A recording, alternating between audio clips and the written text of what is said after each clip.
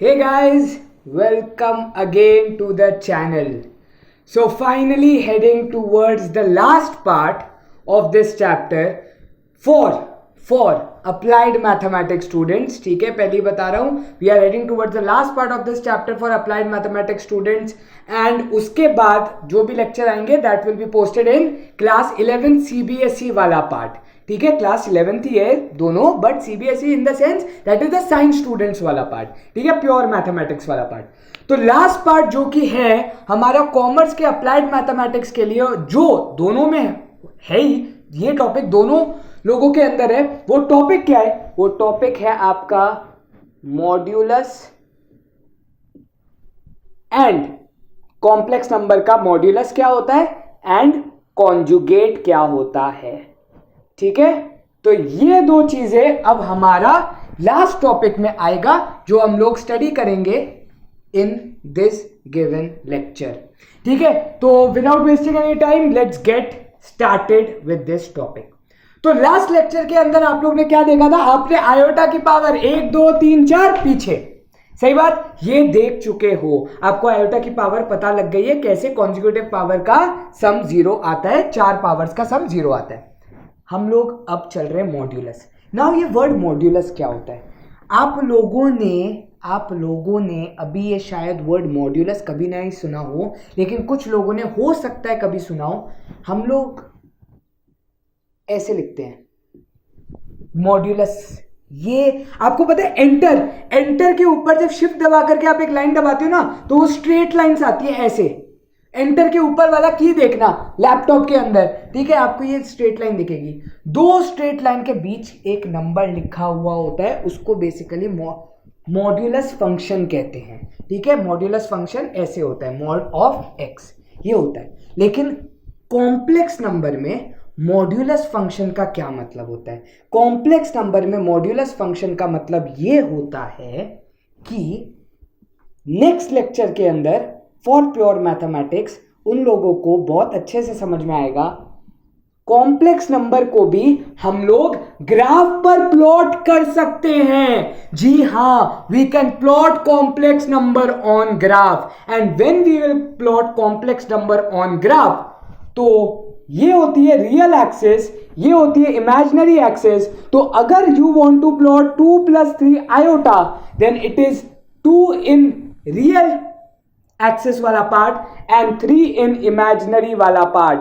तो 2 + 3 iota will be based in first quadrant. ये होगा 2 + 3 आयोटा जब हम लोग प्लॉट करेंगे ग्राफ पर.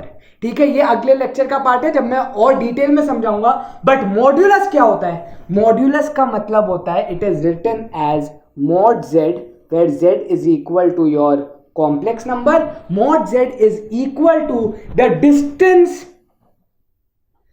distance from origin to the given point. Now you know the fact that distance between two points is of the format √ of x2 - x1 का whole square plus y2 - y1 का whole square. Last year coordinate geometry में पढ़ा था, सबसे आसान chapter था यार ये. और आप लोग का तो सिलेबस भी कट डाउन हो गया था. सबसे अच्छी बात है बोर्ड्स तो दिए नहीं थे. ठीक है, तो सिंपल सी बात है, ये फॉर्मूला तो डिस्टेंस फॉर्मूला तो आप लोग ने लेकिन फिर भी पढ़ा था. ठीक है, यहां पर भी ये समझ लो, this point is basically 2,3. This point is what? This point is basically 2,3. तो 2,3 का डिस्टेंस विद 0,0 क्या हो जाएगा? बिल्कुल ठीक बात, √ of 2 square plus 3 square, जो कि हो जाएगा आपका √13. आई बात समझ? ठीक है, तो basically modulus function of any given complex number, अगर उसको मैं लिखूं a + आयोटा b का फॉर्मेट में, तो मॉड्यूलस को लिखते कैसे? दो लाइंस के बीच में वो complex number z, mod z is equal to √ of a² + b². ये ही मॉड्यूलस का मेन पार्ट है। मॉड्यूलस का मतलब बस आपको इतना समझना है कि मॉड z होता क्या है। Mod z is basically equal to under root of a square plus b square, या फिर याद रखने का तरीका क्या है, mod z is equal to real part का स्क्वायर प्लस इमेजिनरी पार्ट का स्क्वायर। आई बात समझ, आई बात समझ। मैंने आप लोग को वैसे भी बता दिया मॉड z का मतलब क्या होता है, it is the distance between the origin and the given point on the plane. अब ये प्लेन कौन सा होता है वो डिस्कस करूंगा, लेकिन that lecture will be in pure mathematics वाला पार्ट। जिनको देखना हो कॉमर्स वालों को थोड़ा ज्यादा सीखना है, आप लोग देख सकते हैं, ठीक है।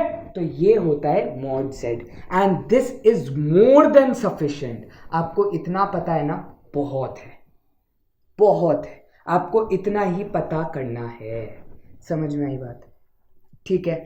तो मॉड्यूलस इतना सही है एंड आई होप आपको पता लग गया होगा। क्वेश्चन ये आता है, क्वेश्चन ये आता है कि मॉड z, अगर z की वैल्यू है 2 - 7 आयोटा, तो आपका मॉड z क्या होगा, तो ये मॉड z होगा under root of 2 square plus -7 का whole square, that will be equal to √53 √53। समझ में आया, ठीक। तो बस आपको सिर्फ इतना सा दिमाग में रखना है बात। That is more than sufficient for you right now. We will be moving on to the next topic, that is conjugate. Now what do you mean by conjugate? याद है 2 लेक्चर पहले मैंने आप लोग को कहा था कि c प्लस आयोटा डी का मैं जब c माइनस आयोटा डी लेता हूं, दैट इज द रैशनलाइजिंग वाला जो कॉन्सेप्ट मैंने यूज किया था, वो ही बेसिकली कॉन्जुगेट होता है। कॉन्जुगेट को लिखते कैसे हैं, z के ऊपर बार। याद है ये बार का सीखा था क्लास 9th के अंदर, बार रिकरिंग वाला नंबर है ना रियल नंबर में, बिल्कुल वैसा ही ये बार लिखना है आपको z के ऊपर। अगर z मेरा a प्लस आयोटा b है, अगर z मेरा a प्लस आयोटा b है, तो उसका कॉन्जुगेट होता है z बार, उसका कॉन्जुगेट होता है z bar, which means a plus iota b के ऊपर पूरा का पूरा bar, which is actually equal to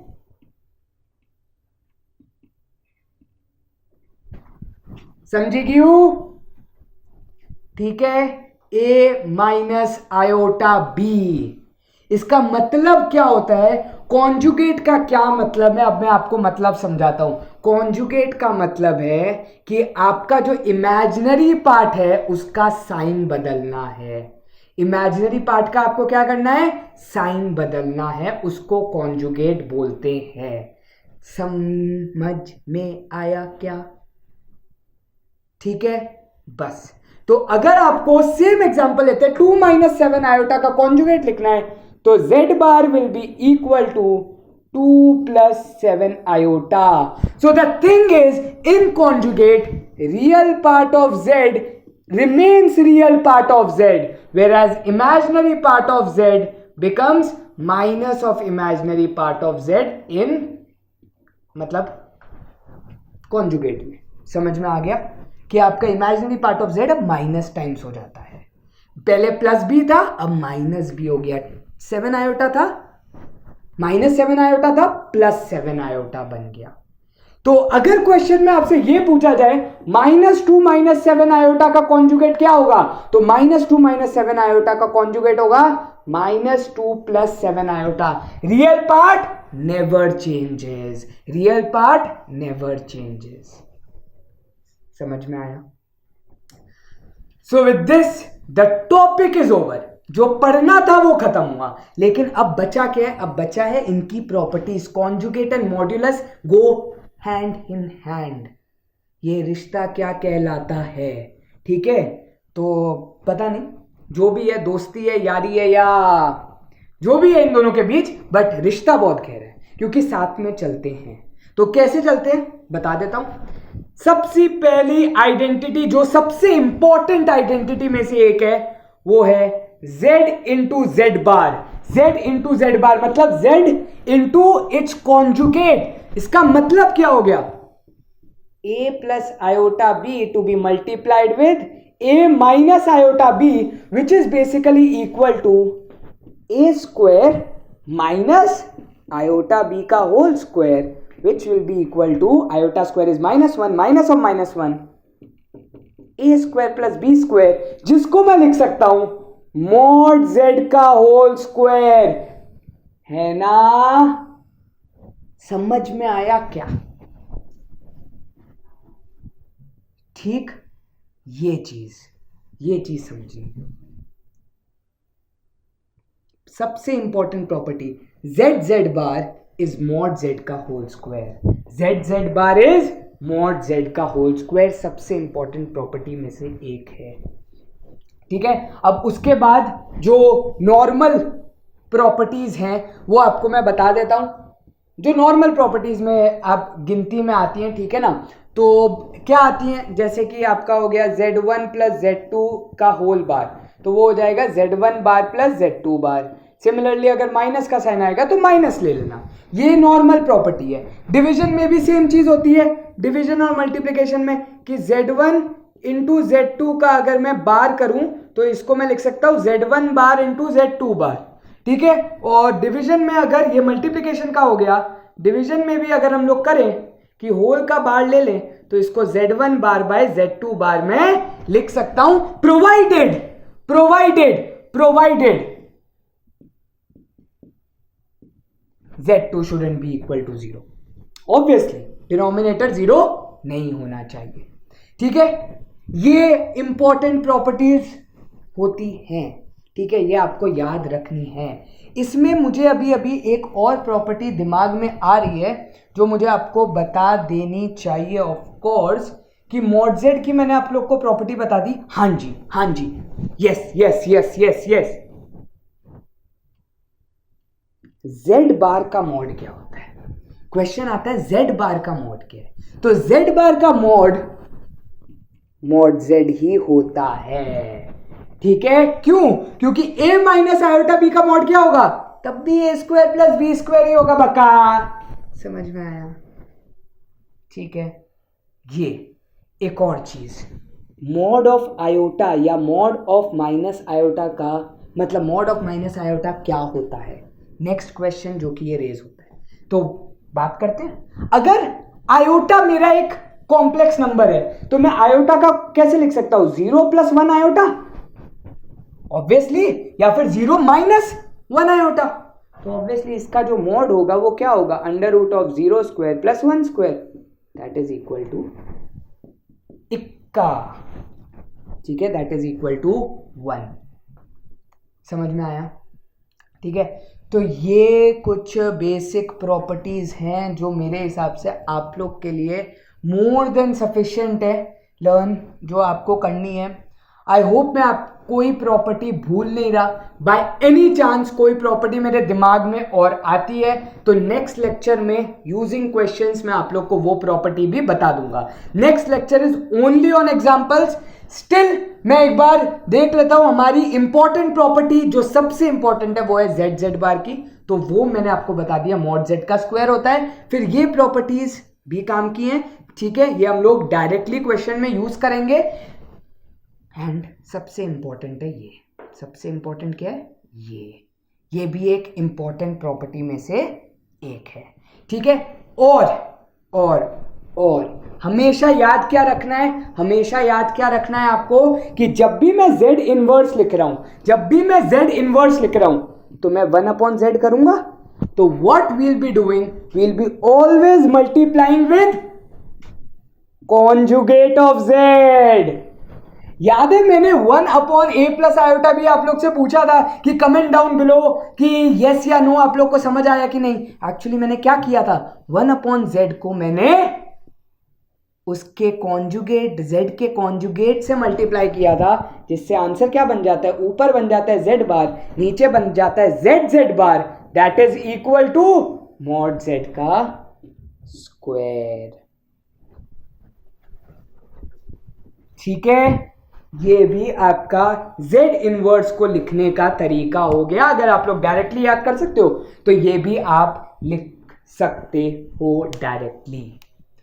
समझ में आया? सो विद दिस फाइनली चैप्टर हो जाता है खत्म, ठीक है? एक और चीज जो मेरे अभी दिमाग में आ गई, ठीक है, वो ये है कि कभी कभी जो स्पेसिफिकली अगर मैं बात करूं कॉमर्स वाले टेक्स्ट बुक के अंदर, उसमें कभी कभी ये लिखा है root of -55 iota, root of -55, ठीक है। तो रूट ऑफ -55 क्या होता है? रूट ऑफ -55 को हम लोग लिख सकते हैं root of 55 into -1, agreed, which can be written as root 55 into iota, ठीक है। क्योंकि -1 का रूट क्या हो जाएगा? रूट क्या हो जाएगा? आयोटा हो जाएगा, ठीक। तो आप लोग को पता है root A into root B क्या होता है? Root A into root B क्या होता है?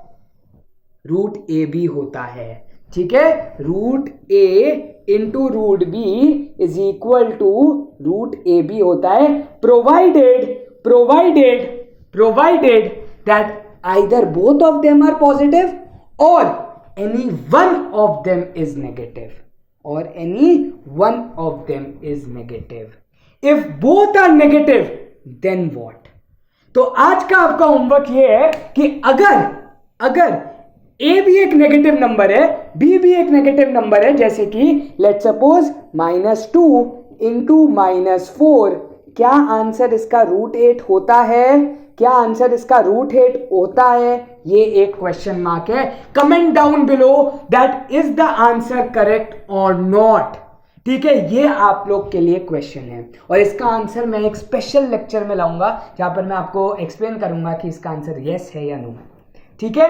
तो ये आप लोग को कमेंट करना है कि क्या √-2 इंटू √-4 √8 होता है कि नहीं, ठीक है, according to this property. Alright, so with this modulus हुआ कंप्लीट। आपको मॉड्यूलस बता दिया, आपको कॉन्जुगेट बता दिया, कॉन्जुगेट की इंपॉर्टेंट प्रॉपर्टीज बता दी मैंने। और एक और प्रॉपर्टी यार जाते जाते लिख लो कि कॉन्जुगेट का भी अगर मैं कॉन्जुगेट लेता हूं तो वो z ही होता है। कैसे? क्योंकि खुद सोचो, अगर z का कॉन्जुगेट क्या है? a minus iota b। अरे सर जी, अगर a माइनस आयोटा b का वापस कॉन्जुगेट ले लिया तो वो a प्लस आयोटा b ही तो बन जाएगा। समझ में आया? तो कॉन्जुगेट का कॉन्जुगेट क्या होता है? z, द नंबर इटसेल्फ, मतलब your complex number itself. So with this I hope everything is clear to you. आप लोग को सब कुछ समझ में आ गया होगा। And your lecture for commerce applied mathematics is over. Your finally first chapter is over. सिर्फ अब बचा क्या है? सिर्फ अब बचा है आपको इस टॉपिक पर एग्जाम्पल्स करवाने की, क्वेश्चन आते कैसे हैं। तो वो मैं नेक्स्ट लेक्चर में करवाऊंगा और दोनों के लिए वो कॉमन। तो आप लोग देखिए आराम से और आप लोग ये चैप्टर को ऐसा कर लीजिए ना यार कि कोई भी पूछे ना, आता है भाई, पढ़ा है मैंने, आता है मुझे, ठीक है। आने फुल ऑन कॉन्फिडेंस आना चाहिए यहां पर, ठीक है। सो with this I hope everything is clear to you. I end this lecture up. I wrap this up chapter up for commerce students. Thank you guys for watching. I hope आप लोग को पूरा ये पहला चैप्टर अच्छे से समझ में आया होगा। कोई भी डाउट्स पर्सनली लिख दो यार, इंस्टा पर, यूट्यूब पर लिखो, इंस्टा पर लिखो, कहीं भी जीमेल करो, कॉल कर दो यार, मेरा तो नंबर साइट पर अवेलेबल है, ठीक है। जो करना है आप कर सकते हैं, कहीं भी डाउट्स आप पूछ सकते हैं मुझसे। Just be focused in your studies, आराम से पढ़ो और मेहनत करो, खूब मेहनत करो, जम के मेहनत करो, ठीक है। Thank you guys for watching. Meet you in the next lecture of examples. Thank you, शब्बा खैर, बाय बाय, टाटा, सी या।